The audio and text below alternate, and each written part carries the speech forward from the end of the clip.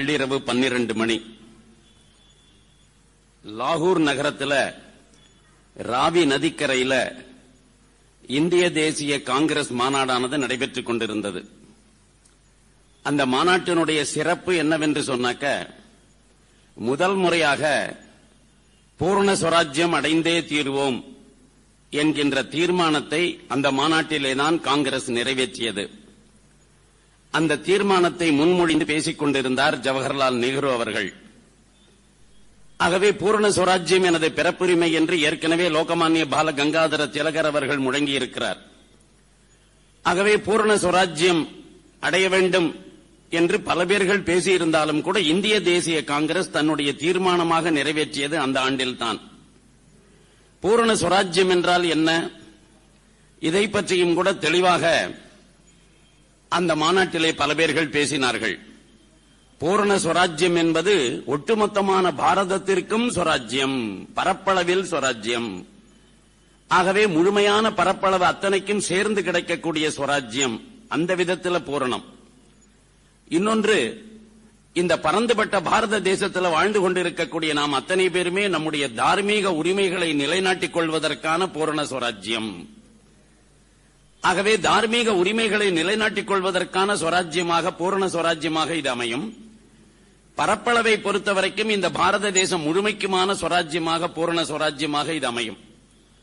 இந்த இரண்டு விஷயங்களை வலியுறுத்தி அந்த மாநாட்டிலே பல பேர்கள் பேசினார்கள். ஜவஹர்லால் நேரு அந்த தீர்மானத்தை முன்மொழிந்தார். அந்த தீர்மானம் நிறைவேற்றப்பட்டது.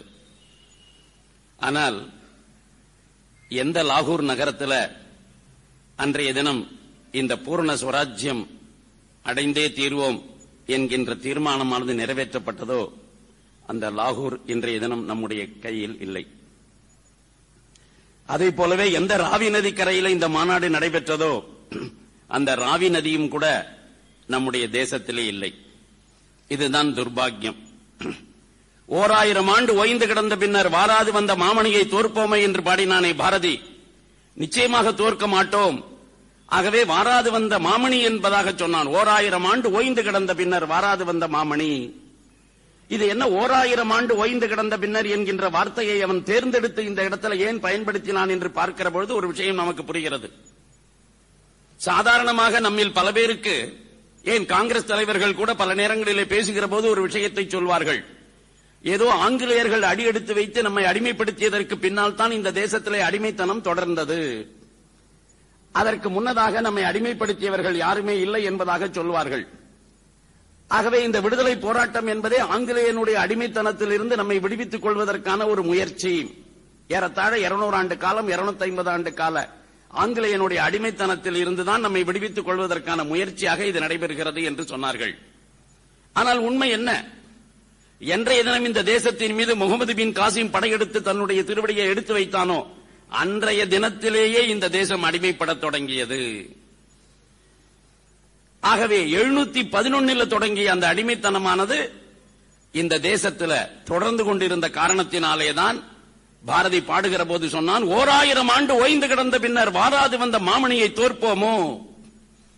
அப்படிப்பட்ட விடுதலையை நாம் தோற்றுவிடக் கூடாது என்று பாடினான். ஆனால் அவனுடைய மனசில் இன்னொரு சந்தேகம் இருந்தது. ஒரு கால் இந்த விடுதலை நம்மை நோக்கி வருகிற நேரத்தில் இந்த தேசம் சேதப்பட்டு போய்விடுமோ என்கின்ற அச்சம் இருந்தது.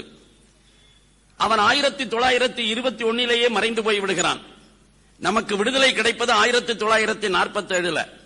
நாம் விடுதலை பெறுவதற்கு 26 ஆண்டுகளுக்கு முன்னாலேயே மறைந்து போய்விட்ட அந்த மகா கவிஞன் ஒரு விஷயத்தை தெள்ளத் தெளிவாக உணர்ந்திருந்தான். ஒரு கால் சுதந்திரம் நம்மை நோக்கி வருகிற போது இந்த தேசம் சேதப்பட்டு போய்விடுமோ. அதனால குழந்தைகளுக்கென்று ஒரு பாட்டு பாடினான். அதாவது அவன் மறைவதற்கு முன்னதாக யாரெல்லாம் குழந்தைகளாக இருந்தார்களோ அவர்கள் அத்தனை பேரும் தான் இந்த தேசம் விடுதலை பெறுகிற போது அவர்கள் இளைஞர்களாக இருப்பார்கள். ஆகவே அவர்களுடைய மனதில் இந்த கருத்தை விதைப்பதற்காக பாடினான். சேதமில்லாத ஹிந்துஸ்தானம் இதை தெய்வம் என்று கும்பிடடி பாப்பா. சேதமில்லாத ஹிந்துஸ்தானம் இதை தெய்வம் என்று கும்பிடடி பாப்பா என்று சொன்னான். சாதாரணமாக என்ன சொல்லி இருக்க வேண்டும்? இது ஹிந்துஸ்தானம், இதை தெய்வம் என்று கும்பிடடி பாப்பா என்று சொல்லி இருக்கலாம். இல்லை, பாசிட்டிவாக போட வேண்டும் என்கின்ற எண்ணம் இருந்திருந்தால் அகண்ட இந்துஸ்தானம், இதை தெய்வம் என்று கும்பிடடி பாப்பா என்று சொல்லி இருக்கலாம். ஆனால் அவன் எதிர்மறையான வார்த்தையை பயன்படுத்தினான், சேதமில்லாத இந்துஸ்தானம். அப்படி என்று சொன்னால் அவனுடைய உள்ளத்தில் ஒரு ஆதங்கம் இருந்தது, ஒரு கால் சேதப்பட்டு போய்விடுமோ, அந்த எண்ணம் இருந்த காரணத்தினால்தான் சேதமில்லாத இந்துஸ்தானம், இதை தெய்வம் என்று கும்பிடடி பாப்பா என்று சொன்னான். அது மட்டுமல்ல, அவன் வாழ்ந்த காலகட்டத்தில் 1921க்கு முன்னதாக இந்த தேசத்தில் இருக்கக்கூடிய எந்த ஒரு விடுதலை போராட்ட தலைவரும் இந்த தேசம் விடுதலை பெறும் என்கின்ற நம்பிக்கையோடு வாழவில்லை. அப்படிப்பட்ட காலகட்டத்தில் இந்த தேசம் விடுதலை பெறும் என்று திடமாக நம்பியவன் பாரதி, ஒரு தீர்க்கதரிசி. அது மட்டுமல்ல, எதிர்காலத்தில் இந்த தேசம் விடுதலை பெறப்போகிறது என்று அவன் சொல்லவில்லை. ஆனந்த சுதந்திரம் அடைந்து விட்டோம் என்று ஆடுவோமே பள்ளு பாடுவோமே என்று சொன்னான். அதாவது ஆனந்த சுதந்திரத்தை 1921 அவன் மறைந்து போவதற்கு முன்னதாகவே அடைந்து விட்டோம் என்பதாக அவன் பாடினான். அந்த சுதந்திரம் நமக்கு கிடைப்பது 1947 தான். ஆகவே அடைந்து விட்டோம் என்று பாஸ்ட் டென்ஸ்ல, கடந்த காலத்து நிகழ்ச்சியாக அதை கருதி பாடினான். ஆனால் அவன் மனசுல மட்டும் ஒரு சின்ன சஞ்சலம் இருந்து கொண்டே இருந்தது. அந்த சஞ்சலம் தான், இந்த தேசம் விடுதலை பெறுகிற போது ஒரு கால் துண்டாடப்பட்டு போய்விடுமோ. இன்றைக்கு இவர்கள் பாசிட்டிவாக போட வேண்டும் என்பதற்காக இன்றைய சொற்பொழிவினுடைய தலைப்பை கூட அவர்கள் சொல்லுகிற போது சேதமில்லாத இந்துஸ்தானம் என்பதாக போட்டிருக்கிறார்கள். சேதப்பட்டு போய்விட்ட இந்துஸ்தானத்தினுடைய வரலாற்றை நாம பார்க்க போகிறோம். அது எப்படி சேதப்பட்டது என்பதை பற்றி தான் இப்பொழுது பார்க்க போகிறோம். எதிர்காலத்திலும் இது சேதமில்லாமல் வாழ வேண்டும் என்று சொன்னால் அதற்கு நாம் என்ன செய்ய வேண்டும் என்பதை பற்றி மட்டும்தான் பார்க்க போகிறோம். ஆனால் தலைப்பு மட்டும் பாசிட்டிவாக இருக்க வேண்டும் என்பதற்காக சேதமில்லாத இந்துஸ்தானம் என்பதாக, இந்த நாடு துண்டாடப்பட்ட அந்த துயர வரலாறு என்பதாக அதை சொல்லாமல் வேறொரு அழகான வார்த்தையாலே அவர்கள் அதை எழுதியிருக்கிறார்கள். அதனால இந்த நேரத்தில் மகாகவி பாரதி சொன்ன வார்த்தையைத்தான் நாம் நினைவு வைத்துக் கொள்ள வேண்டும். அவன் இன்னொரு பாட்டு பாடினான். அந்த பாட்டு என்ன தெரியுமா? கண்ணிரண்டும் விற்று சித்திரம் கொள்வாரை கைகொட்டி சிரியாரோ. இந்த பாடலை பாடினான் அவன். கண்ணிரண்டும் விற்று சித்திரம் கொள்வாரை கைகொட்டி சிரியாரோ. அவன் உள்ளத்தில் என்ன எண்ணம் இருந்தது இந்த பாடலை எழுதுகிற போது என்று சொன்னால், ஒரு கால் இந்த நாடை விடுதலை பெறுவது வேண்டும் என்பதற்காக, அந்த விடுதலைக்கு விலையாக நம்முடைய தேசத்தையே, பாரத மாதாவையே இவர்கள் அடகு வைத்து விடுவார்களோ என்கின்ற அச்சம் இருந்தது. இந்த தேசத்தையே விற்று விடுவார்களோ என்கின்ற அச்சம் இருந்தது. அதனால்தான் கண்ணிரண்டும் விற்று சித்திரம் கொள்வாரை கைகொட்டி சிரியாரோ. உலகமே நம்மை கைகொட்டி நகைத்தது. ஏன்? விடுதலை வேண்டும் என்பதற்காக, விடுதலை பெற வேண்டும் என்பதற்காக. பாரத் மாதா கி ஜெய், வந்தே மாதரம் என்பதாக எந்த ஒரு தலைவர்கள் சொல்லி கோஷம் எழுப்பி போராடினார்களோ, தாயே உன்னை வணங்குகிறேன், பாரத் மாதா கி ஜெய், வெற்றி என்பதாக சொன்னார்களோ, இந்த தேசத்தை பாரத தாயாக பார்த்தவர்கள் காங்கிரஸ்காரர்கள். இந்த தேசத்தை தாயாக பார்க்கின்ற மனோபாவம் இந்துக்களுக்கு உண்டு. அப்பேற்பட்ட தலைவர்கள் இந்த தாயையே துண்டு போட்டு கொடுக்க சம்மதித்துத்தான் விடுதலை பெற வேண்டும் என்கின்ற நிலைமை வந்தபோது இந்த தாயை துண்டு போட்டு கொடுப்பதற்காக சம்மதித்தார்கள். என்ன கொடுமை பாருங்கள். அதனால இதை முன்னதாகவே உணர்ந்தவன் ஒரு வரி எழுதினான். கண்ணிரண்டும் வெற்றி சித்திரம் கொள்வார், கண்ணிரண்டும் வெற்றி சித்திரம் கொள்வாரை கைகொட்டி சிரியாரோ. இதுக்கு பேக்ரவுண்ட் தெரியணும். உண்மையிலேயே இந்த வரியை பார்க்கிற போது கண்ணிரண்டும் வெற்றி சித்திரம் கொள்வாரை கைகொட்டி சிரியாரோன்னாக்க என்ன அர்த்தம் என்று பார்த்தாக்க, ஒரு பெரிய ஓவிய கண்காட்சி. அந்த ஓவிய கண்காட்சிக்கு ஒருவன் போனான். சாதாரணமாக இந்த ஓவிய கண்காட்சிகளில் எல்லாம் இந்த ஓவியர்கள் பல படங்களை வரைந்து வைத்திருப்பார்கள். சில படங்கள் பார்வைக்கு, சில படங்கள் விற்பனைக்கு என்பதாக அவர்களாகவே அதுல பெயர் சூட்டி இருப்பார்கள். சில படங்கள் எல்லாம் விற்பனைக்கு இருக்காது. ஆகவே அந்த ஓவிய கண்காட்சியில இவன் எல்லா படங்களையும் பார்த்துக் கொண்டே வந்தான். ஒரு ஓவியம் இவனுடைய கண்ணை கவர்ந்தது, கருத்தை கவர்ந்தது. அதனால் அந்த ஓவியத்தை வாங்க வேண்டும் என்று விரும்பினான். அந்த ஓவியத்திற்கு பக்கத்தில் அதை வரைந்திருப்பவருடைய அவரிடத்துல போய் கேட்டான், இந்த ஓவியத்தை நான் பெற விரும்புகிறேன், இதற்கு என்ன விலை என்று சொல்லி. அப்பா, இது விற்பனைக்கு அல்ல என்று சொன்னார் அந்த ஓவியம் வரைந்தவர். இல்லை இல்லை, இது நிச்சயமாக என்னுடைய வீட்டை அலங்கரிக்க வேண்டும், என்னுடைய வீட்டு சுவரில் இதை மாட்ட வேண்டும். ஆகவே என்ன விலை வேண்டுமானாலும் சொல்லுங்கள், நிச்சயமாக நான் விலை தருகிறேன். ஆகவே இந்த படம் எங்கள் வீட்டில் இருக்க வேண்டும், ஆகவே கொடுங்கள் என்று. இல்லையப்பா, இந்த படம் விற்பனைக்காக அல்ல, இது வெறும் பார்வைக்காகத்தான் வைக்கப்பட்டு இருக்கிறது என்று அவர் எவ்வளவோ எடுத்து சொன்னார். ஆனா இவன் கேட்க தயாரா இல்ல. அதனால கொஞ்ச நேரம் கழிச்சு திரும்ப திரும்ப சொல்லி சொல்லி இவன் கேட்காத காரணத்தினால, இதற்கு என்ன விலை வேண்டுமானாலும் தருவாயா என்று அவர் கேட்டார். ஆம், நிச்சயமாக என்ன விலை வேண்டுமானாலும் தருவேன், அதில் சந்தேகமே இல்லை. வேற ஒண்ணும் இல்ல, இதுக்கு காசு பணம் எல்லாம் விலை இல்லப்பா, உன்னுடைய கண்ணு ரெண்டையும் பெயர்த்து என் கையில கொடுத்துட்டு அதுக்கப்புறமாக இந்த ஓவியத்தை நீ எடுத்து செல்லலாம் அப்படின்னு சொன்னார். எந்த கண்களால் பார்த்து பார்த்து ஆனந்தப்பட வேண்டும் என்பதற்காக அந்த ஓவியம் தன்னுடைய வீட்டை அலங்கரிக்க வேண்டும் என்று இவன் விரும்பினானோ, அந்த ஓவியத்திற்கு விலையே அங்கிருக்கிற ஓவியர் சொல்லுகிறார், உன்னுடைய கண்கள் இரண்டையும் பெயர்த்து கொடுத்து விட்டு இந்த ஓவியத்தை எடுத்துச் செல்லலாம். அப்படி ஓவியத்தை எடுத்துச் சென்றதற்கு பின்னால எந்த கண்களால் இவன் அனுபவிக்க போகிறான்? நிச்சயமாக அனுபவிக்கவே முடியாது. ஆனா இந்த முட்டாள் என்ன பண்ணானா, இவன் தான் வேகத்தில் இருக்கிறானே, என்னை விலை வேண்டுமானாலும் கொடுப்பேன், இந்த ஓவியத்தை பெற்றே தீர்வேன் என்று சொல்லி, அதனால இவன் என்ன பண்ணினான், தன்னுடைய கண்கள் இரண்டையும் பெயர்த்து கொடுத்து விட்டு அந்த ஓவியத்தை வாங்கி கொண்டு போனான். அந்த ஓவியத்தை வாங்கி கொண்டு போகிற போது இவன் குருடனாக போய்விட்ட காரணத்தினாலே தட்டு தடுமாறி தடுக்கி விழுந்து கொண்டு அந்த ஓவியத்தோடு வெளியே போகிறதை பார்த்தவர்கள் அத்தனை பேரும் கைகொட்டி சிரித்தார்கள். அந்த ஓவிய கண்காட்சிக்கு வந்தவர்கள் அத்தனை பேரும் கைகொட்டி சிரித்தார்களாம். அட முட்டாளே, எந்த கண் கொண்டு இந்த ஆனந்தத்தை அனுபவிக்க வேண்டும் என்பதற்காக இந்த ஓவியத்தை வாங்கி இருக்கிறாயோ அந்த கண்களையே ஒருவன் விலையாக கேட்கிறான். அப்படி கண்களை விற்று யாராவது சித்திரம் கொள்வார்களா? அதத்தான் பாரதி இங்க சொன்னான். பாரத் மாதா கி ஜெய், வந்தே மாதரம், தாயே உன்னை வணங்குகிறோம், தாயே உன்னை வணங்குகிறோம். நீ வெறும் பூமி அல்ல, நீ வெறும் கல் அல்ல, நீ வெறும் மண் அல்ல, நீ சைத்தன்யம் நிரம்பிய மாத்திரு வடிவம் என்பதாக அரவிந்தர் உள்ளிட்ட பல தலைவர்கள் சொன்ன காரணத்தினாலே இந்த தேசத்தை தாயாக பார்க்கிற மனோபாவம் கொண்டிருந்த இந்து தலைவர்கள் இந்த தாயையே துண்டு போட்டு கொடு என்று அவர்கள் கேட்டபோது இந்த தாயை துண்டு போட்டு கொடுக்க சம்மதித்து இந்த தேசத்திற்கு விடுதலை வாங்கினார்களே, இதை என்ன சொல்வது? ஆனால் இந்த தலைவர்கள் எல்லாம் நம்மிடத்தில் என்ன சொன்னார்கள் தெரியுமா? இது ஒரு சாதாரண பாகப்பிரிவினை. நாம் எல்லாம் குடும்பங்களில் பாகப்பிரிவினை செய்து கொள்வதில்லையா? சகோதரர்கள் சேர்ந்து வாழ முடியவில்லை என்று சொன்னால் பாகப்பிரிவினை செய்வது இயல்புதானே. அதனால் தான் இஸ்லாமியர்கள் நம்மோடு வாழ வேண்டும் என்று நாம் விரும்பினோம். ஆனால் இஸ்லாமியர்கள் நம்மோடு இணைந்து வாழ்வதற்கு தயாராக இல்லை. அப்படிப்பட்ட ஒரு சூழ்நிலையில சகோதர பாகப்பிரிவினை போல இன்றைய தினம் தேசத்தை பாகப்பிரிவினை செய்து கொடுத்து விட்டோம். இது தவிர்க்க முடியாதது. ஆகவே இதில் என்ன தவறு என்பதாக அவர்கள் கேட்டார்கள். ஆனா நமக்கு என்ன புரியணும்னாக்க, பாகப்பிரிவினை பல குடும்பங்களில் நாம பார்த்திருப்போம். சகோதரர்கள் 2 பேர் பாகப்பிரிவினை செய்து கொள்கிறார்கள் என்று சொன்னால், ஒரு வீட்டை பாகப்பிரிவினை செய்து கொள்கிற பொழுது நடுவில் சுவர் எழுப்பி இந்த பாதி உனக்கு அந்த பாதி எனக்கு என்று வீட்டை பிரித்துக் கொள்வதை பார்த்திருக்கிறோம். பாத்திரங்களை பிரித்துக் கொள்வதை பார்த்திருக்கிறோம். இந்த பாத்திரம் உனக்கு, அந்த பாத்திரம் உனக்கு என்று சொல்லி பாத்திரங்களை பங்கு போட்டுக் கொள்வார்கள். வயலை பங்கு போட்டுக் கொள்வார்கள். வரப்பு எழுப்பி இந்த பக்கத்தில் இருக்கிற வயல் உனக்கு, அந்த பக்கத்தில் இருக்கிற வயல் எனக்கு என்று பேங்க்ல இருக்கிற தொகையை, வங்கியில் இருக்கக்கூடிய தொகையை பங்கு போட்டுக் கொள்வார்கள்.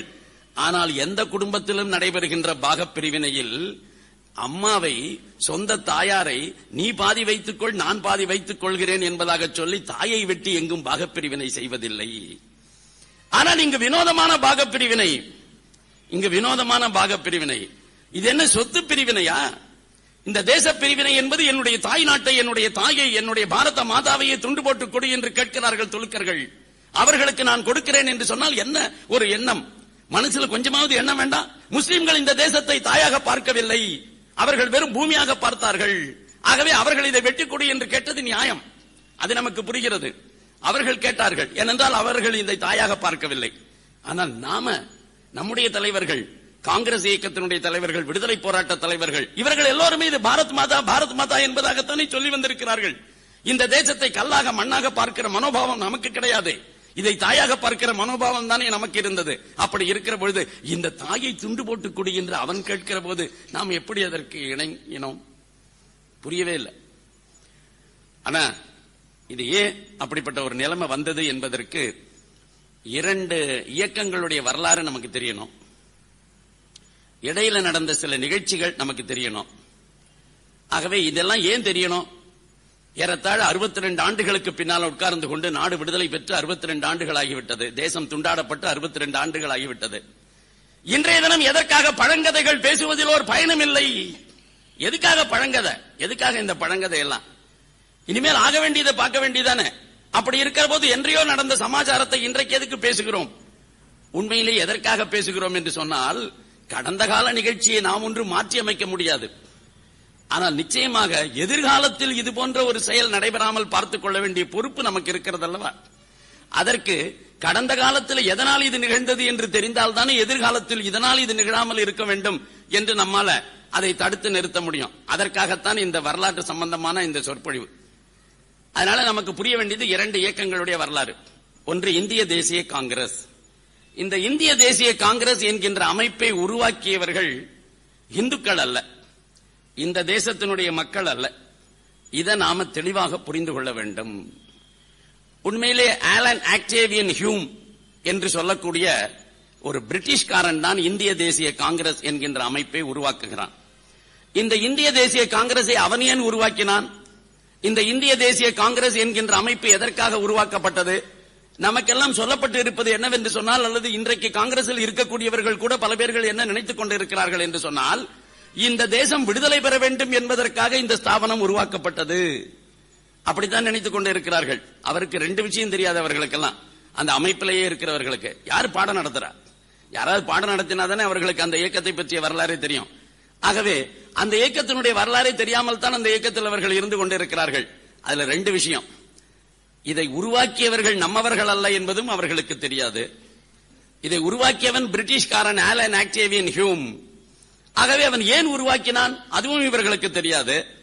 இவர்கள் நினைப்பது போல இந்த தேசம் சுதந்திரம் பெற வேண்டும் என்பதற்காக இந்த அமைப்பு உருவாக்கப்படவில்லை. இந்த தேசம் சுதந்திரம் பெறக்கூடாது என்பதற்காக இந்த அமைப்பு உருவாக்கப்பட்டது. இது நமக்கு தெளிவா புரியணும். இதெல்லாம் தெரியலன்னு வச்சுங்க, வரலாறு நாமெல்லாம் திரும்பி பார்த்து பிரயோஜனமே இல்லை. வரலாறு புரியவில்லை என்றால் எதிர்காலத்தில் இது போன்ற ஒரு ஆபத்து வருகிற போது நம்மால செயல்பட முடியாது. அதற்காகத்தான் இதை சொல்வது. ஆகவே ஆலன் ஆக்டேவியன் ஹியூம் ஏன் இதை கண்டுபிடிச்சான்னாக்கா, இந்த இயக்கத்தை ஏன் தொடங்கினான் என்று சொன்னால், 1857 நடைபெற்ற மிகப்பெரிய எழுச்சி முதல் சுதந்திர போர் என்பதாக வர்ணிக்கப்படுகிறது.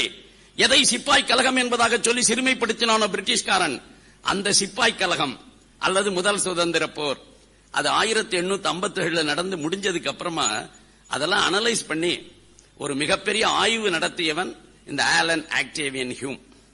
ஆகவே இந்த ஆலன் ஆக்டேவியன் ஹியூம் இதை பத்தி ஒரு ஆராய்ச்சி பண்ணினான்.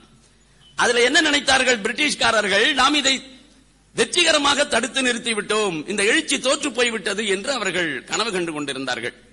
அந்த நேரத்தில் ஆலன் ஆக்டேவியன் ஹியூம் அவர்களுக்கு ஒரு விஷயத்தை சொன்னா, நான் இதை ஆய்வு செய்த வரைக்கும் எனக்கு எப்படி படுகிறது தெரியுமா, உண்மையிலேயே இந்த தேசத்தில் எதிர்காலத்தில் இது போன்ற ஒரு எழுச்சி ஏற்படுமானால் அத்தகைய எழுச்சி, அத்தகைய கொந்தளிப்பு நம்மை தூக்கி எறிந்து விடும். வல்கனோ, ஒரு மிகப்பெரிய எரிமலை வெடித்து சிதறுவது போல நாம் தூக்கி எறியப்பட்டு விடுவோம்.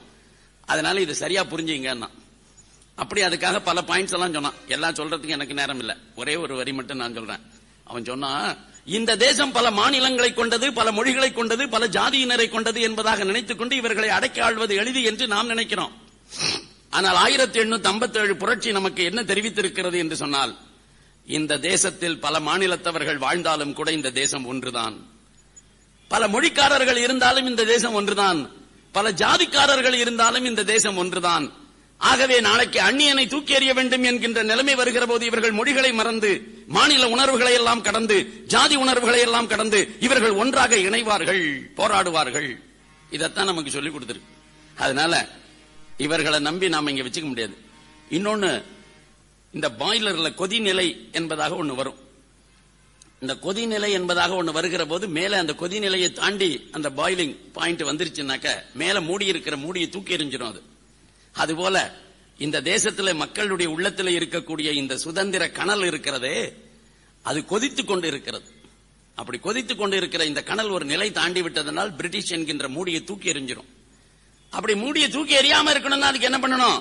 சாதாரணமாக பாய்லர் பிளான்ட்ல எல்லாம் வைக்கிறார்களே சேஃப்டி வால்வ், அப்படி நாமவே இதனுடைய விசையை திருப்பி விடுவதற்காக நாம இந்த இடத்துல ஒரு சேஃப்டி வால்வ் ஒன்று வைக்க வேண்டும் என்று அவன் முடிவு பண்ணான். அந்த சேஃப்டி வால்வாக காங்கிரஸ் அமைப்பு இருக்கும் என்று இந்திய தேசிய காங்கிரஸை தான் அமைப்பதற்கு முன்னதாக பிரிட்டிஷ்காரர்களுக்கு அவனாகவே அறிக்கை கொடுத்து, இந்த இந்திய தேசிய காங்கிரஸ் எப்படி சேஃப்டி வால்வாக செயல்படும் தெரியுமா? இவர்கள் சுதந்திரம் சுதந்திரம் விடுதலை என்பதாக எப்பொழுதெல்லாம் போராட வேண்டும் என்று எண்ணுகிறார்களோ அவர்களுக்கு வடிகாலாக இது பயன்படும். அப்படின்னா என்ன? அதுல கொஞ்சம் தீர்மானம் நிறைவேற்றுங்க, எது நடைமுறை சாத்தியமோ அப்படிப்பட்ட தீர்மானங்களை போடுங்க. பிரிட்டிஷ்காரர்கள்ட்ட உங்களுக்கு என்ன கேட்கணும் அப்படின்னாக்கா அது மாதிரி கேளுங்க. இந்த சௌகரியம் வேணுமா, அந்த சௌகரியம் வேணுமா, உள்ளாட்சி உங்க கையில இருக்கணுமா, நகர சபையில நீங்க வரணுமா, கிராம பஞ்சாயத்துல நீங்க வரணுமா, அந்த மாதிரி சின்ன சின்ன விஷயங்களை எல்லாம் இவர்களுக்கு கொடுப்பது போல நாம காட்டிக்கொண்டே போய் இவர்கள் என்றைக்குமே நம்மை இந்த தேசத்தை விட்டு விரட்ட வேண்டும் என்கின்ற உணர்வை இவர்களுடைய நெஞ்சில் இருந்து எடுத்து விட வேண்டும். அதுக்காக 1885 டிசம்பர் மாதத்துல மும்பையில இவன் முதலாக இந்த தேசத்தில் ஆங்கிலம் படித்த இந்துக்கள் பல பேரை ஒன்றாக கூட்டி அவர்களை எல்லாம் இந்த இந்திய தேசிய காங்கிரஸ் என்கின்ற அமைப்பில் சேரச் செய்தான். அப்படித்தான் இந்த அமைப்பானது தொடங்கியது. ஆனால் இந்த அமைப்பினுடைய நோக்கம் அது அல்ல. அதனால்தான் சுவாமி விவேகானந்தர் சொன்னார், வாட் இஸ் இந்தியன் நேஷனல் காங்கிரஸ்? ஏனென்றால் இந்தியன் நேஷனல் காங்கிரஸ் எப்பொழுது உருவாயிற்றோ அப்பொழுது அந்த காலகட்டத்தில் இளைஞனாக வாழ்ந்து கொண்டிருந்தவர் சுவாமி விவேகானந்தர்.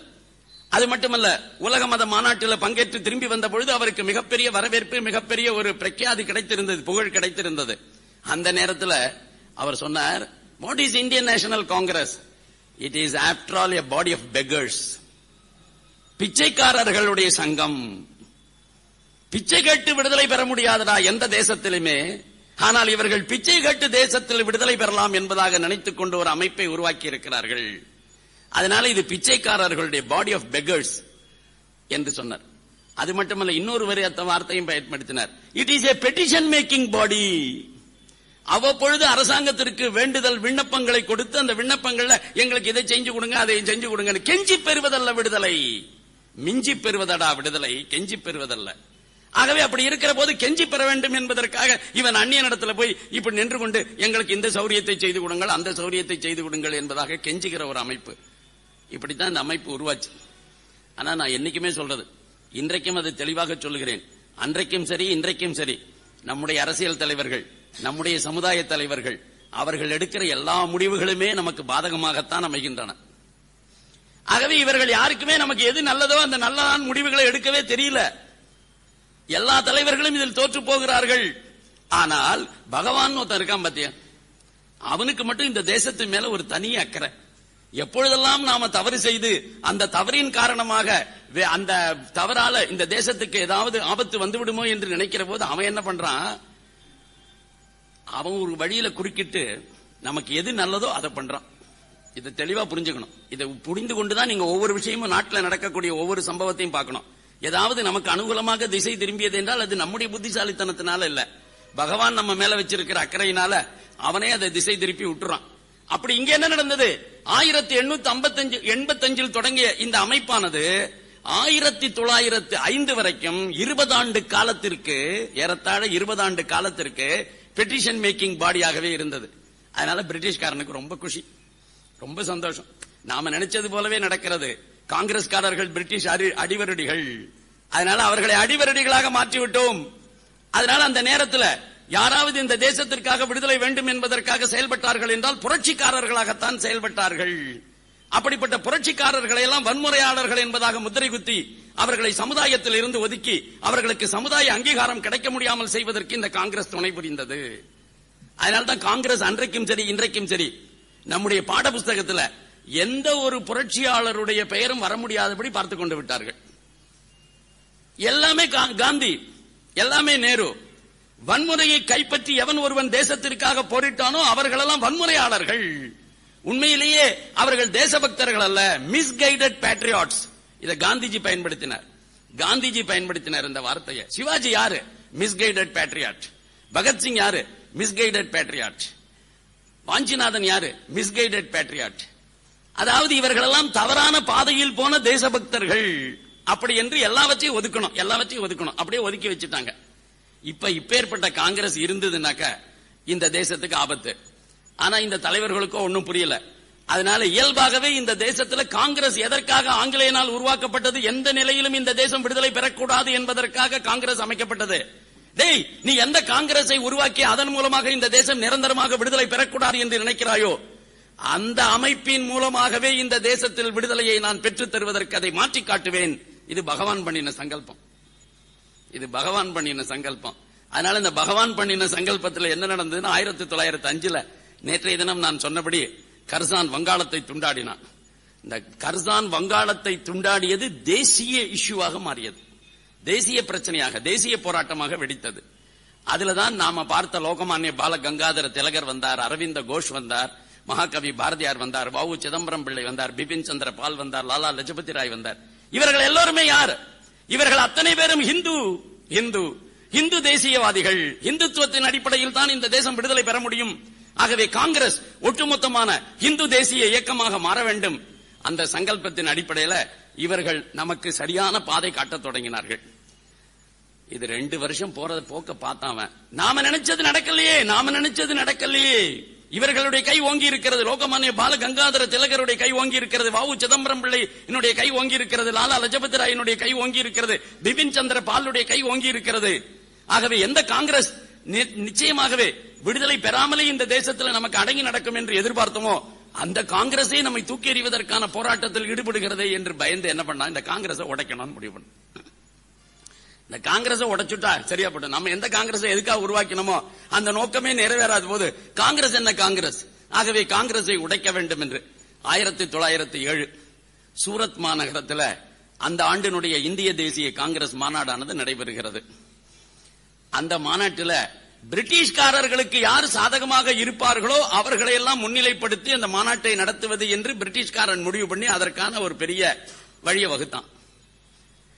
அதனுடைய விளைவாக லோகமான்ய பால கங்காதர திலகர் அவர்களுக்கும் அந்த காங்கிரஸ் மாநாட்டில் கலந்து கொண்ட மிதவாதிகள் என்பதாக எதிர்காலத்தில் வர்ணிக்கப்பட்டவர்களுக்கும் இடையிலே ஒரு மிகப்பெரிய கைகலப்பு நடந்தது. அதனால லோகமான்ய பால கங்காதர திலகர் இன்றைய சத்தியமூர்த்தி பவன்ல என்ன நடக்கிறதோ, அதாவது சத்தியமூர்த்தி பவன்ல இப்ப நடக்கிற அடிதடி எல்லாம் ஏதோ இப்பதான் புதுசா நடக்கிறதுன்னு நினைக்காதீங்க. காங்கிரஸ் என்றைக்கு தொடங்கியதோ அன்றையிலிருந்து இதெல்லாம் நடந்து கொண்டு இருக்கிறது என்பதை நாமெல்லாம் புரிஞ்சுக்கணும். அதனால அந்த மாநாட்டிலேயே சேரெல்லாம் தூக்கி லோகமான்ய பால கங்காதர திலகர் மீது வீசினார்கள். இப்ப லோகமான்ய பால கங்காதர திலகரை காத்த பெருமை தமிழனுக்கு சேருகிறது. வாவு சிதம்பரம் பிள்ளை 200 டெலிகேட்ஸோடு போயிருந்தார். வாவு சிதம்பரம் பிள்ளையினுடைய தலைமையில 200 பிரதிநிதிகள் தமிழகத்தில் இருந்து இந்த 1907 அந்த சூரத் மாநில அந்த காங்கிரஸ் மாநாட்டில் கலந்து கொள்வதற்காக போயிருந்தார்கள். அதுல பாரதிக்கு கொஞ்சம் பயம். பாரதி எப்பொழுதுமே இந்த பிசிக்கல் அசால்ட் எங்கெல்லாம் இருக்கோ அல்லது உடல் ரீதியான தாக்குதல் எங்கு நடைபெறுகிறதோ அங்கெல்லாம் நேரடியாக போய் அதுல கலந்து கொள்ளுகிற அந்த ஒரு பண்பு அவருக்கு கிடையாது. அதனால எட்டி இருந்து வேண்டுமானால் ஏதாவது செய்வாரே தவிர கிட்ட இருந்து அதிலேயே கலந்து கொள்ளுகிற வாய்ப்பு அவருக்கு கிடையாது. அதனால எட்டி இருந்தார் பாரதி. அவர் எழுதுற, ஏன்னா அவர் எட்டி இருந்து எழுதலைன்னா இது நமக்கு இன்னைக்கு அக்கௌண்ட் கிடைக்காத, இது யாரு பதிவு பண்ண முடியும்? இது பதிவு பண்றதுக்கு ஒரு ஆள் வேணும் இல்லையா? இவர் பதிவு பண்ணதுனால தான் முடிஞ்சது. எதனாலன்னு கேட்டா, வாவு சிதம்பரம் பிள்ளை அவர்களும் தமிழகத்தில் இருந்து போயிருந்த 200 பிரதிநிதிகளும் உடனடியாகவே லோகமான்ய பால கங்காதர திலகரை சுற்றி ஒரு மிகப்பெரிய வளையம் அமைத்தார்கள். அந்த பாதுகாப்பு வளையத்தினால இவர்கள் வீசிய சப்பல்கள், இவர்கள் வீசிய சேர்கள், இது எதுவுமே லோகமான்ய பால கங்காதர திலகர் மீது படவில்லை. மாறாக வாவு சிதம்பரம் பிள்ளையின் மீதும் மற்றவர்கள் மீதுமே தான் இது பட்டது. ஆகவே தமிழர்கள் அந்த அடிதடியை தாங்கிக் கொண்டார்கள். அதுக்கப்புறம் எழுதுறாரு, நான் கொஞ்ச நேரம் கழிச்சு இந்த அமளி தும்மளி எல்லாம் முடிஞ்சு வெளியில வந்து வாவுசி எங்கே என்று தேடினேன். வாவுசி எங்கே என்றே எனக்கு தெரியவில்லை. வாவுசிக்கு என்ன ஆயிற்று என்கின்ற கவலை என் மனசை பிடித்தது. ஆகவே வாவு சிதம்பரம் பிள்ளைக்கு ஏதாவது ஆபத்து நேர்ந்து விட்டதோ என்று அஞ்சினேன். ஆனால் அப்படியெல்லாம் ஒண்ணு நடக்கவில்லை என்பதற்கு கொஞ்ச தூரத்தில் இருக்கிற மண்டபத்தில் உடனடியாகவே லோகமான்ய பால கங்காதர திலகரும் அவருடைய ஆதரவாளமாக சேர்ந்து நேஷனல் கான்பரன்ஸ் என்கின்ற புதிய அமைப்பை அங்கு உருவாக்கினார்கள். அந்த மாநாடில் தகவல் எனக்கு கிடைத்தது. நான் உடனே அதில் போய் பங்கேற்றேன். அங்கதான் லோகமான்ய பால கங்காதர திலகர் சொன்னார், வாவுசி அவர்களே, நீங்கள் தான் தென்னகத்தினுடைய பிரதிநிதியாக இந்த அமைப்பை தென்னகத்தில் வளர்க்க வேண்டும். அதனால காங்கிரஸ் உடைந்தது 1907 சூரத் மாநாட்டில்.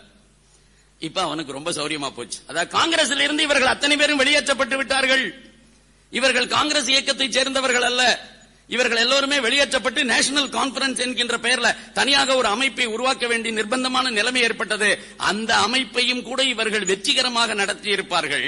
ஆனா துரதிருஷ்டவசம் என்ன நடந்ததுன்னு கேட்டீங்கன்னா, காங்கிரஸ் பிரிட்டிஷ்காரன் பார்த்தான், டேய் இவர்கள் வெற்றி பெற்று விடுவார்களோ என்ற அச்சம் வந்தது. யார் யார் காரணம்? மேற்கு பாரதத்தில் லோகமான்ய பால கங்காதர திலகர், கிழக்கு பாரதத்தில் பிபின் சந்திரபால், வடக்கு பாரதத்தில் லாலா லஜபதி ராய், தெற்கு பாரதத்தில் வாவு சிதம்பரம் பிள்ளை. இந்த அத்தனை பேரையும் தூக்கி உள்ள போட்டா, இந்த அத்தனை பேர் தானடா இங்க எல்லாத்தையும் நான் அதை பண்ணுவேன் இதை பண்ணுவேன் சொல்லிட்டு ஆரம்பிச்சு நடத்துறானுங்க. இந்த அத்தனை பேரையுமே நான் ஒரே நேரத்தில் சிறைக்கு அனுப்பிவிட்டால் சிறையில் இருந்து வெளியே வருகிற போது இவர்களை சீந்துவதற்கு கூட யாரும் இருக்க மாட்டார்கள். அப்படிப்பட்ட ஒரு நிலையை உருவாக்க வேண்டும் என்று லோகமான்ய பால கங்காதர திலகர் மீது சில குற்றச்சாட்டுகளை எழுப்பி அவரை மேண்டலை சிறைச்சாலைக்கு அனுப்பினார். மேண்டலை சிறைச்சாலைக்கு போய்விட்டு லோகமான்ய பால கங்காதர திலகர் திரும்பி வருகிற போது அவரை வரவேற்பதற்கு மகாராஷ்டிராவில் மக்களே இல்லை. நேற்றைக்கே வாவு சிதம்பரம் பிள்ளையினுடைய கதி என்னங்கிறத சொல்லிட்டேன். அதை சொல்ல வேண்டிய அவசியம் இல்லை. திரும்ப இங்க வாவு சிதம்பரம் பிள்ளை சிறைக்கு போகிற போது பல்லாயிரக்கணக்கான பேர்கள் வந்தே மாதரம் பாரத் மாதா கி ஜெய் இந்த கோஷத்தோடு வழி அனுப்பி வைத்தார்கள். ஆனால் அவர் சிறையில் இருந்து திரும்பி வருகிற போது வரவேற்பதற்கு யாருமே போகவில்லை. அந்த நிலைமை. அது மட்டுமல்ல, வாவு சிதம்பரம் பிள்ளைகள் திரும்பி வந்ததற்கு பின்னாலும் கூட தமிழகத்தில் ஒரு மிகப்பெரிய எழுச்சிமிக்க தலைவர் என்பதாக சொல்லி அவர்களை கொண்டாடினார்களா? இல்லையே. அதுக்கப்புறம் ஒரு வீட்டில் போய் உட்கார்ந்துகிட்டு வேற அட்வொகேட் வேலை, ஏதாவது இலக்கிய சம்பந்தமான பணி, இதை செய்ய வேண்டிய நிர்பந்தமான நிலைக்கு தள்ளப்பட்டார். ஆகவே அவரும் ஒன்னும் செய்ய முடியல. அதை போலவே பிபின் சந்திரபால், அங்கு வங்காளத்தில் பிபின் சந்திரபால், ஆக்சுவலா பிபின் சந்திரபால் மீது இருந்த ஒரு குற்றச்சாட்டுக்கு அந்த நீதிமன்றமானது அதற்கப்புறம் அவர் மீது அந்த குற்றச்சாட்டு பதியவில்லை என்பதாக சொல்லி அவரை விடுதலை செய்த போது அதற்காக ஒரு மிகப்பெரிய கூட்டம், எழுச்சி கூட்டம் நடத்தித்தான் தூத்துக்குடியில் வஉசி உள்ள போகிறார். அதனால இதெல்லாம் சைமல்டேனியஸ்லி ஒரே நேரத்தில் இவர்கள் அத்தனை தலைவர்களும் சிறைச்சாலைக்கு அனுப்பப்படுகிறார்கள். பல ஆண்டுகள் கழித்து அவர்கள் வெளியே வருகிற போது இதுல அரவிந்த கோஷ் ரொம்ப தீவிரமாக இருந்தவர். சிறைச்சாலைக்கு போனதுக்கு அப்புறம் சிறைச்சாலையிலிருந்து வெளியே வருகிற போது யோகியாக மாறிவிட்டார். தேசபக்தராக, கனல் கக்குகிற தேசபக்தராக சிறைக்கு உள்ளே சென்றவர் வெளியே வருகிற போது யோகியாக வந்து விட்டார். பாண்டிச்சேரிக்கு வந்து சேர்ந்து விட்டார். அதனால எல்லா தலைவர்களுக்கும் வாய்ப்பு. அப்பேற்பட்ட காங்கிரஸ் தான் இங்க இருக்கிறது. அதையும் கூட அந்த எண்ணத்திலும் கூட மண்ணை போடுவதற்காகத்தான் மோகன்தாஸ் கரம்சந்த் காந்தி வந்தார். இவன் அப்படி நினைச்சு நமக்கு சாதகமாகவே இது போய்கொண்டு இருக்கும் என்பதாக நினைத்த போதுதான் தென்னாப்பிரிக்காவில் இருந்து இங்கே வந்து இந்த காங்கிரசினுடைய தலைமை பொறுப்பை தான் ஏற்கிறேன் என்று சொல்லி மோகன்தாஸ் கரம்சந்த் காந்தி அவர்கள் வந்தது எதற்காக என்று சொன்னால் இவனுடைய எண்ணத்தில் மண்ணை போடுவதற்காக. அவர் எப்படி எண்ணத்தில் மண்ணை போட முடியும்? மற்றவர்களுக்கும் இவருக்கும் இருந்த வித்தியாசம் என்னவென்று சொன்னால் மற்றவர்கள் கனல் கக்க பேசினார்கள். இவர் மட்டும் அதே ஆன்மீகத்தில், அதே இந்து தேசியத்தில், அதே உணர்வுகளோடு கூட, அதே பண்புகளோடு கூட எதை சொன்னால் பாமரன் நம்மால் ஈர்க்கப்படுவானோ அந்த பாமர மக்களை நம்பால் ஈர்த்தால் ஒழிய இந்த இயக்கம் வெற்றி பெற முடியாது என்று நினைத்து கிராமத்து ஜனங்களை நம்ம பக்கம் எப்படி இழுக்கிறது, அதற்கான வழிமுறைகள் என்ன என்பதை ஆலோசித்து அப்படி இதை மாஸ் மூவ்மெண்ட், கிளாஸ் மூவ்மெண்டாக இருந்த காங்கிரஸை மாஸ் மூவ்மெண்டாக மாற்றினார் காந்தியடிகள். அதனால மாஸ் மூவ்மெண்டாக மாறிவிட்டது. இப்ப அவன் நினைச்சதுக்கு நேர் விரோதம். அது மட்டுமல்ல, ஜனங்கள்ட்ட போய் பிரிட்டிஷ்காரர்களை கொல்ல வேண்டும், பிரிட்டிஷ்காரர்களை எதிர்த்து போரிட வேண்டும் சொல்லவே இல்லை அவரு. பாரத் மாதா கி ஜெய், இந்த பாரத் மாதாவுக்கு ஒரு உருவத்தை முதல்ல சமைத்தவர் அவர் தான். இப்ப நாம பார்க்கிறோம் இந்த பாரத் மாதா திருவுருவம் எல்லாம் இப்பொழுது பல இடங்களில் வைக்கப்பட்டு இந்த பாரத மாதாங்கிற கான்செப்டே இப்படி கொடுத்து இப்படி ஒரு உருவத்தை கொண்டு வர வேண்டும் என்று நினைச்சது சொன்னதே அவர் தான். ஏன்னா அவர் சொன்னாரு, இந்த கிராமத்து ஜனங்களுக்கெல்லாம் நாம மட்டுக்கு இந்த தேசம் விடுதலை பெற வேண்டும், தேசத்தை அந்நியன் ஆளுகிறான்னு சொன்னா அவனுக்கு என்ன புரியும்? அது மட்டும் இல்ல, பொருளாதாரத்தால் நாம் பாதிக்கப்பட்டிருக்கிறோம் சொன்னா அவன் என்னத்தை கண்டான்? அதனால இது ஃபாரின் கான்கஸ்ட் சொன்னாலும் அவனுக்கு புரியாது. இது எக்கனாமிக்கலி நமக்கு ஒரு பெரிய வீழ்ச்சி என்று சொன்னாலும் அவனுக்கு புரியாது. அவனுக்கு புரியறதுலாம் ஒன்னே ஒண்ணுதான். இந்த கோவில்ல இருக்கிற அம்பாள் படத்தை அவன் பார்த்திருக்கான். எல்லா கோவிலுக்கும் போறான், சாமி கும்பிடுறான், அங்க அம்பாளை பாக்குறான். எல்லா கிராமத்திலயும் ஒரு அம்பாள் இருக்கா.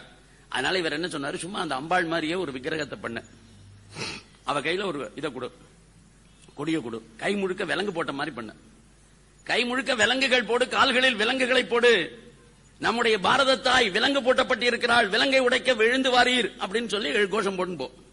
இப்ப கிராமத்துல இருக்கிறவன் இந்த வண்டியை பார்ப்பான், ஒரு மாட்டு வண்டியில தான், வேற என்ன பெரியது, மாட்டு வண்டியில இந்த மாதிரி ஒரு சிலையை பண்ணி வச்சுட்டு போக வேண்டியது. இப்ப பாக்குறவனுக்கு இது என்னங்க, நம்ம அம்பாளுக்கு பூட்டு போட்டிருக்கானுங்க. ஏன்னா கோவில்ல பார்க்கிற விக்கிரகம் எப்படி இருக்குமோ அப்படியே அம்பாளாக இதை சித்தரிச்சு விட்டார் பாரத மாதாவை. அதனால அவர் உண்மையிலேயே எல்லாரும் இந்த தேசத்து மக்கள், இஸ்லாமியர்களும் இந்த தேசத்தவர்கள், கிறிஸ்தவர்களும் இந்த தேசத்தவர்கள்ங்கிறதுனால பாரத தாய் எல்லோருக்கும் தானே தாய். அதனால அவளுக்கு கொஞ்சம் ஒரு ஏதாவது ஒரு ஸ்கர்ட் மாதிரி போட்டு விட்டு அதுல ஒரு கிறிஸ்தவ தோற்றம் இருக்க முடியா பண்ணி, அல்லது நெத்தியை கொஞ்சம் எதுவுமே இந்த குங்குமங்குமா வைக்காம அவளுக்கு கொஞ்சம் அதாவது முஸ்லீம் மாதிரி ஒரு தோற்றத்தை பண்ணி, அல்லது முக்காடு போட்டு அப்படியெல்லாம் கொண்டு வரல அவரு. அவர் அப்பட்டமான இந்து கோவில் இருக்கிற சுவாமி விக்கிரகம், அம்பாள் விக்கிரகம் எப்படி இருக்குமோ அப்படியே பண்ணி இதை கொண்டு போய் பாரத் மாதா சொல்லு, நீ கிராமத்துல தாய்க்கு விலங்கு போடப்பட்டிருக்கிறது, ஏண்டா நம்ம கோவில் சாமிக்கு எவன்டா விலங்கு போட்டான்? நான் கிராமத்துல இருக்கிறோம், நம்ம கோவில் சாமிக்கு எப்படா விலங்கு போட்டான், எவன்டா விலங்கு போட்டான், உடை தெரியும், உடனே போறப்படுவோம். இதான் அவர் விரும்பினது. முடிஞ்சு போச்சு. அப்புறம் கூட்டத்துக்கு ஜனங்கள் வரமாட்டான். பெரிய பெரிய லோகமானிய பால கங்காதர திலகர் பேசினார், பிபின் சந்திர பால் பேசினார் அப்படின்னா இந்த கிராமத்து ஜனங்களை வந்து நின்று கேட்டுட்டு இருந்தாங்களா? அவன் இங்கிலீஷ்ல பேசினாரு. அவங்க எல்லாம் இங்கிலீஷ்ல பேசுகிற போது இவங்க எல்லாம் எவன் வந்து கேட்டிருக்க போறான்? அந்த ஊர்ல படிச்சுட்டு இங்கிலீஷ்ல பொழுது போகாம இருக்காம பாருங்க, இந்த ஈஸி சேர் பாலிட்டிஷியன்ஸ்ங்கிற மாதிரி ஒரு ஆளு, அந்த மாதிரி ஆட்கள் தான் வந்து கேட்டுட்டு போவானுங்க. இவன் கேட்டா என்ன, கேட்டா என்ன? அதனால ஜனங்கள் கேட்கணும். அப்படி ஜனங்கள் கேட்கணும்னாக்க அவர் சொன்னாரு, எந்த லெக்சருக்கும் ஒரு பய வரமாட்டான். இந்த லெக்சருக்கு முன்னாடி ஒரு பஜன் இருந்தா இந்த பஜன் கேட்கணும்னு வருவானுங்க. ஏதோ ஒரு இடத்துல பஜனை சத்தம் கேட்டா நம்ம பசங்க எல்லாம் வந்துருவானுங்க. இது நாடு முழுக்க இருக்கிற இந்துக்களுடைய பண்பு. இதெல்லாம் கண்டுபிடிச்சவர் காந்தி, மறந்துடாதீங்க. இதெல்லாம் கண்டுபிடிச்சவர் நமக்கு காந்தியடிகள் தான். அதனால அவர் என்ன சொன்னாரு, ஆரம்பத்தில் நம்ம எல்லாரும் சேர்ந்து ராம்தூன் பாடுவோம். ராம்தூன் என்ன, ரகுபதி ராகவ ராஜாராம் பாடுவோம். இந்த பாட்டை பாடிக்கிட்டே இருப்போம். பஜனை ஒரு 10 பாட்டு பாடுவோம்.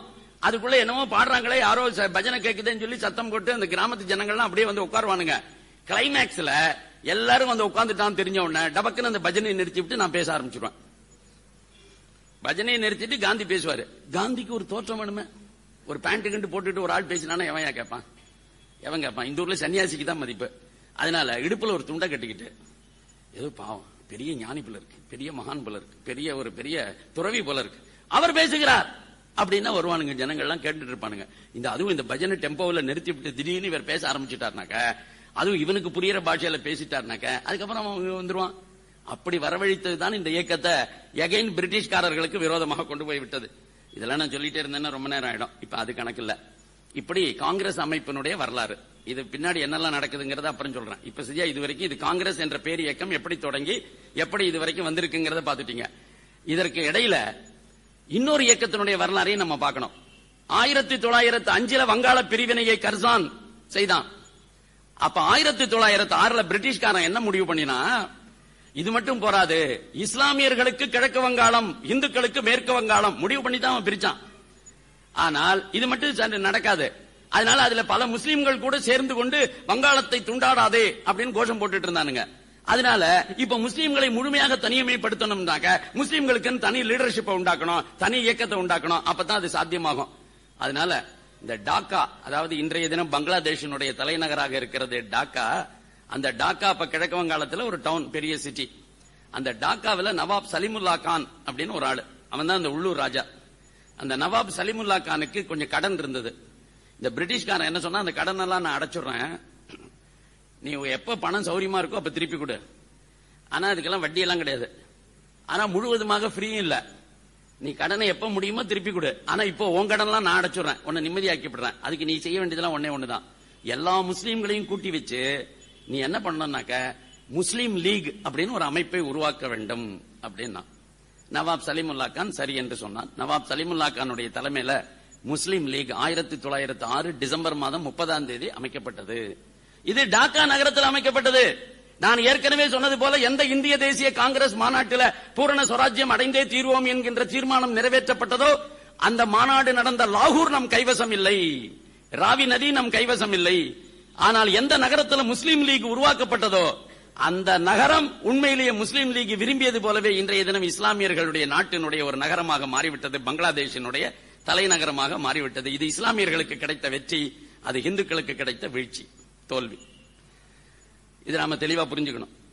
இது உண்மையிலேயே இந்த முஸ்லீம் லீக் என்கின்ற அமைப்பு உருவாகிற போது இந்த அமைப்பை எந்த காரணத்திற்காக அவர்கள் உருவாக்கினார்கள் புரிஞ்சுக்கணும். பல பேர்கள் என்ன நினைக்கிறாங்க, இந்த பிரிட்டிஷ்காரன் தான் இந்த இஸ்லாமியர்களை நம்மிடமிருந்து வேறுபடுத்தினான், அவங்கெல்லாம் ரொம்ப நல்லவங்க, நம்ம கூட ஆனந்தமா வாழ்ந்துட்டு இருந்தானுங்க, அவங்க மனசுல விஷ விதைச்சு அவர்களை நமக்கு துரோகிகளாக நமக்கு எதிரிகளாக மாற்றியவனே இந்த பிரிட்டிஷ்காரன் தான்.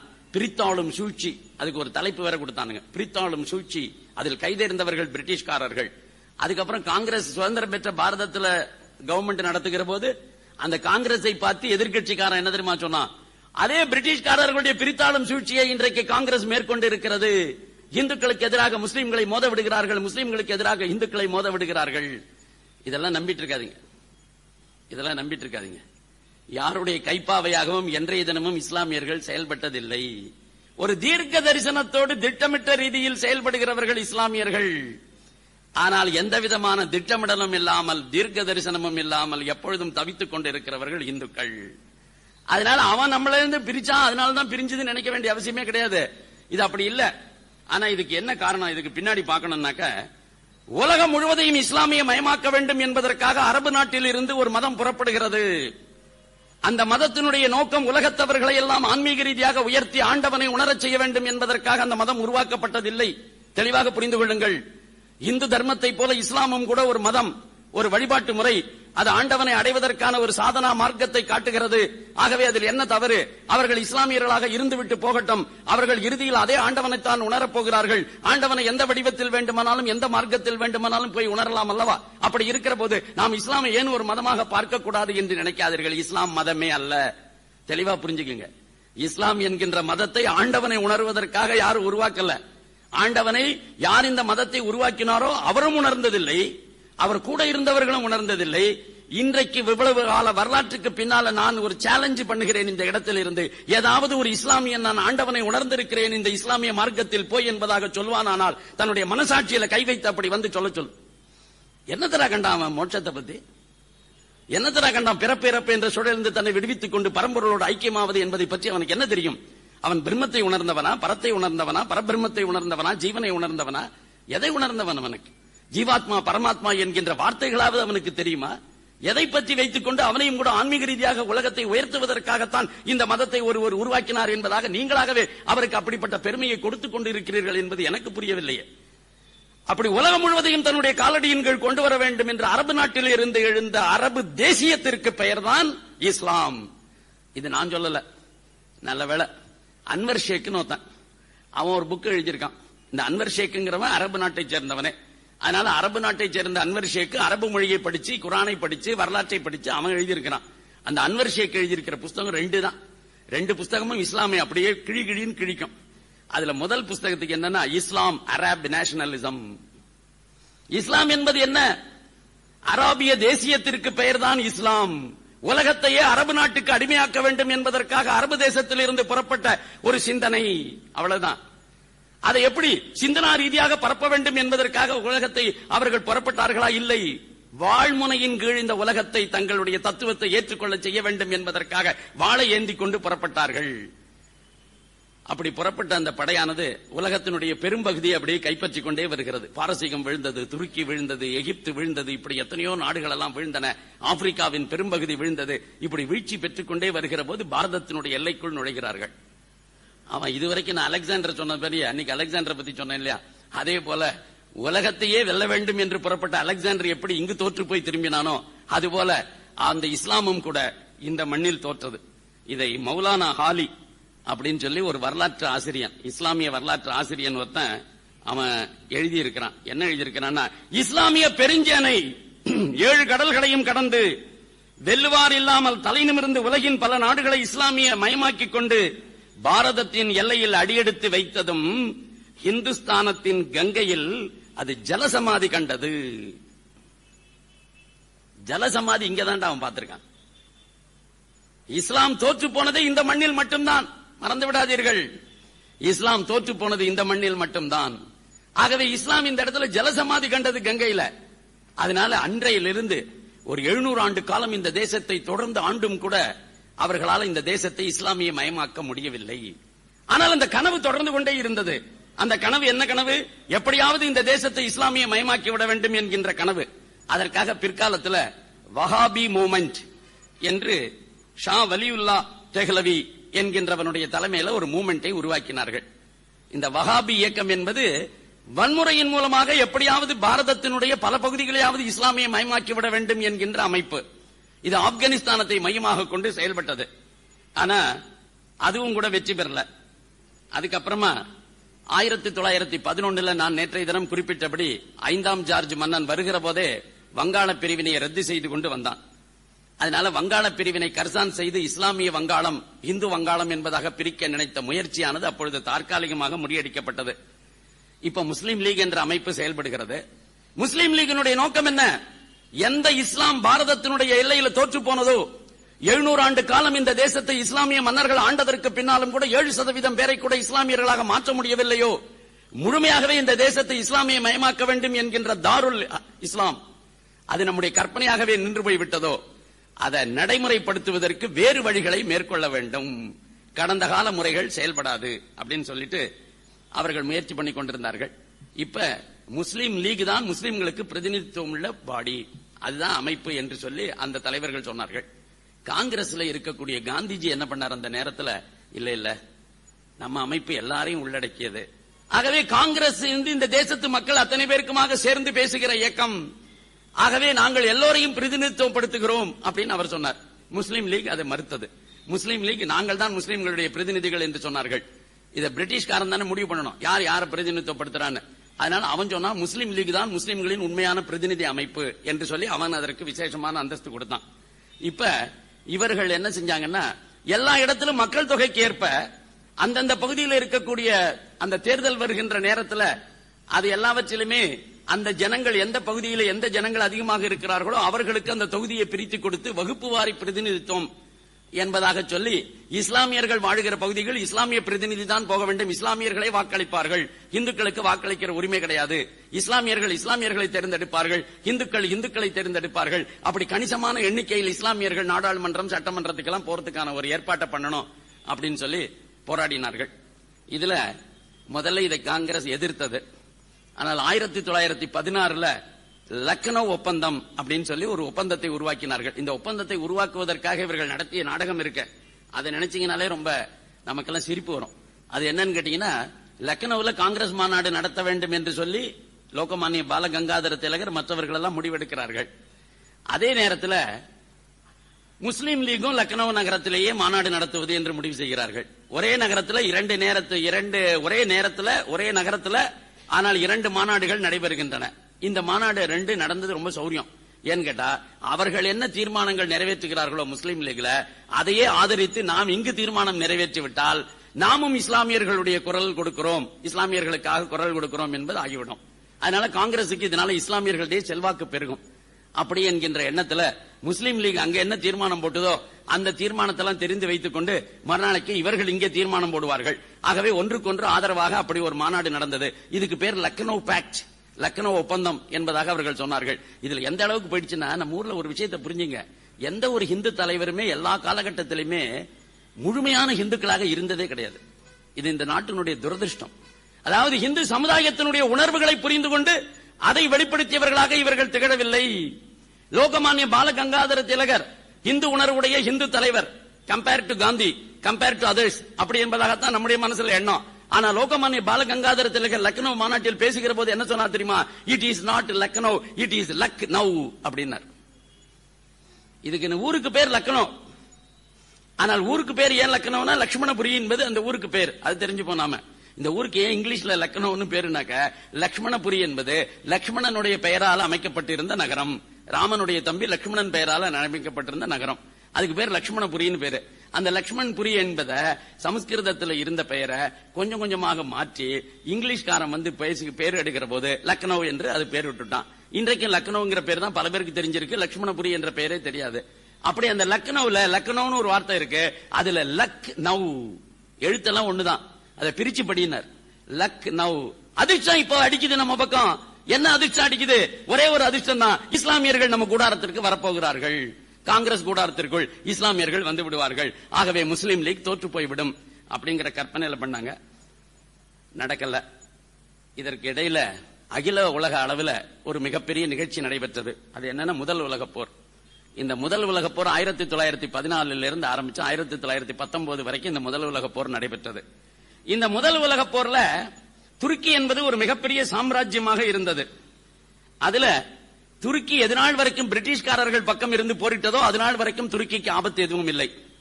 ஆனால் துருக்கி திடீரென்று 1914 நவம்பர் 4ஆம் தேதி ஜெர்மனி பக்கம் சாய்ந்தது. அப்படி ஜெர்மனி பக்கம் இந்த துருக்கி சாய்ந்த உடனேயே இவர்களாகவே ஒரு முடிவெடுத்தார்கள் பிரிட்டிஷ்காரர்கள், இந்த துருக்கியினுடைய முதுகெலும்பை உடைக்க வேண்டும். ஆகவே இந்த முதல் உலக போர் நிறைவு பெறுகிற போது ஜெர்மனி தோற்றது, இங்கிலாந்து வெற்றி பெற்றது. இங்கிலாந்து அணி வெற்றி பெற்று ஜெர்மன் அணி தோற்று போன காரணத்தினால ஜெர்மனிக்கு யாரெல்லாம் பக்கபலமாக இருந்தார்களோ அந்த எல்லா நாடுகளுடைய முதுகெலும்பையும் உடைக்க வேண்டும் என்று கருதி பிரிட்டிஷ்காரர்கள் மிக முக்கியமான நாடாக இருந்த துருக்கி சாம்ராஜ்யத்தை உடைத்தார்கள்.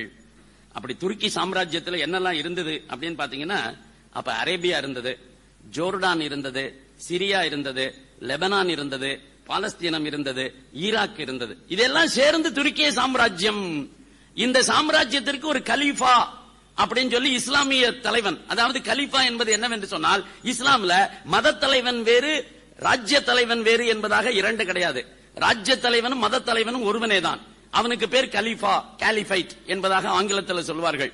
அந்த கலீஃபா என்பவன் தான் மத தலைவன், ராஜ்ய தலைவன், அரசியல் ரீதியாகவும் அவன் தான் தலைவன். அப்படி உலகம் முழுக்க இருக்கக்கூடிய முஸ்லிம்களுக்கு இவன் தான் தலைவன் என்று சொல்லி அந்த ஊர்ல ஒரு ஆள் இருந்தான். அப்ப அந்த நாடு இப்ப துண்டாடப்பட்டு விட்டது. இவன் என்ன பண்ண, அரேபியாவை தனி நாடாக்கினான். அரேபியாவை தனி நாடாக்கின போல ஜோர்டான், சிரியா, லெபனான், பாலஸ்தீனம், ஈராக் எல்லாம் தனித்தனி நாடா போயிடுச்சு. இப்ப எஞ்சி இருந்தது என்ன? வெறும் துருக்கி தான். வெறும் துருக்கி மட்டும் எஞ்சி இருந்தது.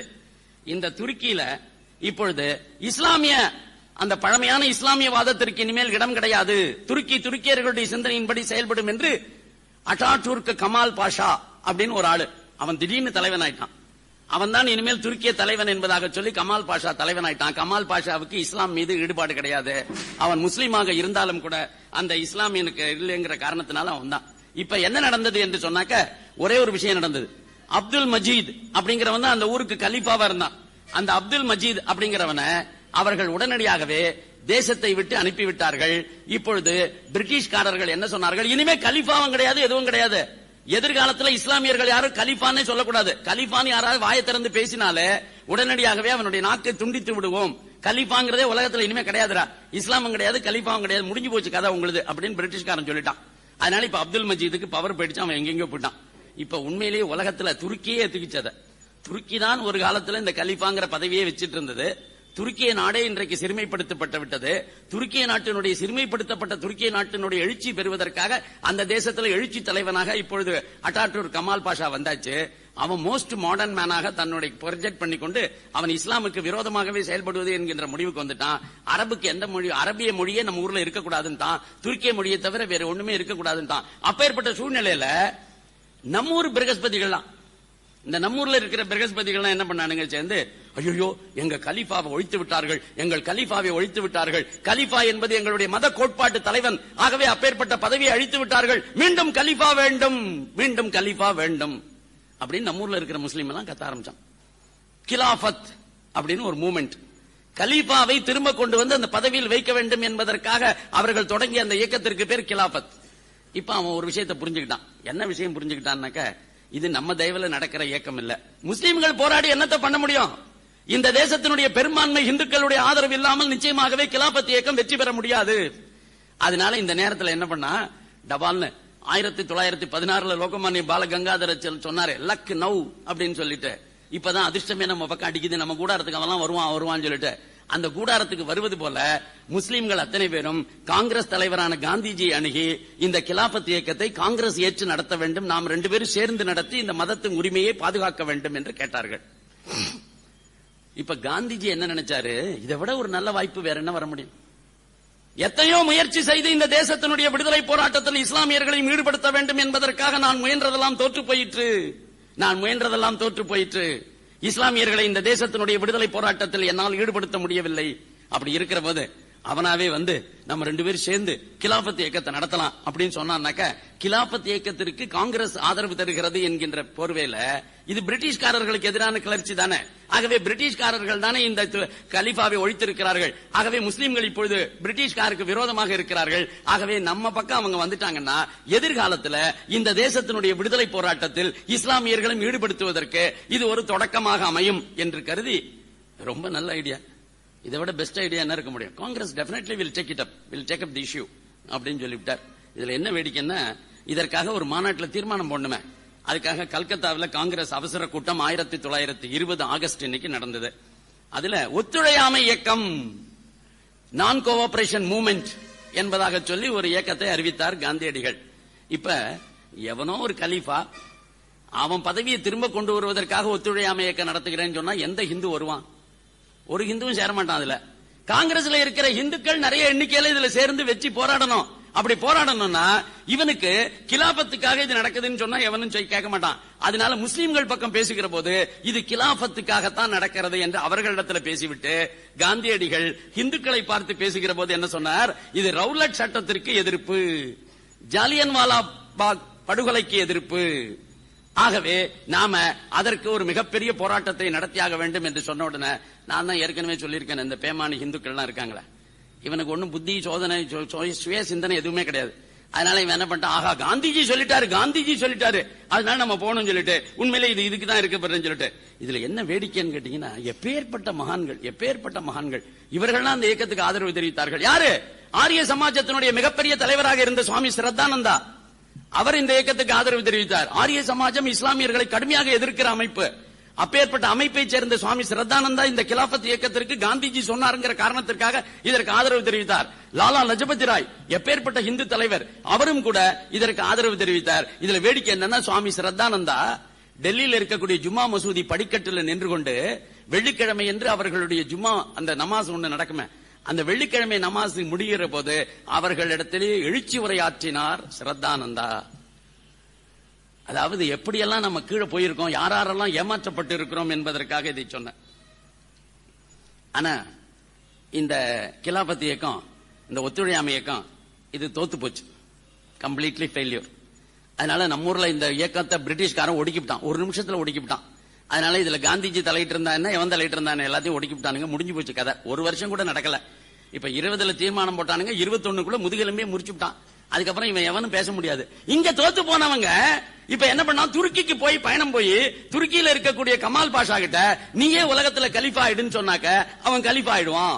அதனால அவனை கலீஃபா ஆக்கிறதுக்கு நாம தனிப்பட்ட முறையில முயற்சி செய்வோம் என்று சொல்லி நம்ம ஊர்ல இருக்கிற ஆகா கான் ஒருத்தன், அமீர் அலின்னு ஒருத்தன், இந்த 2 பேருமா சேர்ந்து இங்கிருந்து துருக்கிக்கு பயணம் செய்து நேர கமால் பாஷாவை போய் பார்த்தானுங்க. கமால் பாஷா இந்த 2 பேரும் இப்படி உட்காந்து வச்சுக்கிட்டான். ஆகா கானை பார்த்து கேட்டான், நீ எந்த முஸ்லீம் தான், நீ எந்த முஸ்லீம் சொல்லு அப்படின்னா. நான் ஷியா முஸ்லீம்ங்க. நல்லா கவனிச்சீங்க, இஸ்லாம்லாம் ஒன்றுபடுத்துகிறது, இஸ்லாமிய ஒன்றுமை உலகத்திலேயே. ஏன்னா விவேகானந்தரே சொல்லிவிட்டார், Islamic body and Vedantic brain வேணும்னு. விவேகானந்தர் சொன்ன எத்தனையோ தவறான கருத்துக்கள் அது ஒண்ணு மறந்துடாதீங்க. அதாவது ஒரு மனிதன் உயர்வாக இருக்கிறான் என்றால் அவன் சொல்லுகிற அத்தனையுமே உயர்வாக இருக்க வேண்டும் என்ற எண்ணமே கிடையாது. தே மே பி இக்னரண்ட். இதே விவேகானந்தர் தான் சொன்னாரு. என்ன சொன்னாரு, எவனோ ஒருத்தன் வேதத்தெல்லாம் டிரான்ஸ்லேட் பண்ணியிருந்தானே, ஜெர்மனில இருந்து வந்தவன், அவன் பேர் என்ன, மேக்ஸ் முல்லர். மேக்ஸ் முல்லரை சாயனாச்சாரியார் என்று வர்ணித்தவர் இதே விவேகானந்தர் தான். அவன் இல்லத்துல போய் அவனை நமஸ்காரம் பண்ணினவர் இவர் தான், லண்டன்ல. ஆனா மேக்ஸ் முல்லர் எவ்வளவு பெரிய துரோகிங்கிறது விவேகானந்தருக்கு தெரியாது. ஆனால் விவேகானந்தர் காலமானதுக்கு அப்புறம் தான் அவனே உண்மையை சொன்னான். நான் இது அத்தனையும் பண்ணினதே இந்து மதத்தை அழிக்கத்தான்.